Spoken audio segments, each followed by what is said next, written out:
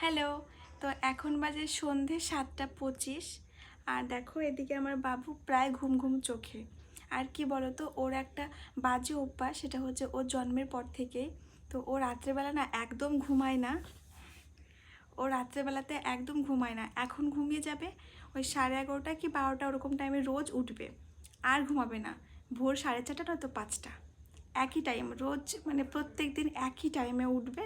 আর সকাল না হলে পরে ঘুমাবে না। সারাদিন তো নিজের ঘুমটা হয়ে যায়, কিন্তু মাঝখান থেকে আমি আর আমার মা ওকে নিয়ে বসে থাকি। তো কী আর করা যাবে, যাই হোক। আর তোমাদের মধ্যে অনেকে আমাকে জিজ্ঞাসা করছো যে দিদিভাই তোমার কত সপ্তাহে ডেলিভারি হয়েছে। তো আমার কত সপ্তাহে ডেলিভারি হয়েছে একটু মানে হিসাব করে বলতে হবে, কারণ আমি মানে জানি কত সপ্তাহে, কিন্তু তবু একটু ডাউট আছে। তো ওটা তোমাদের পরে বলবো, ঠিক আছে? আর আমি এখন তোমাদের সঙ্গে ঠিকঠাক মতো ব্লগও শেয়ার করতে পারছি না, তার কারণটা তোমরা বুঝতেই পারছো।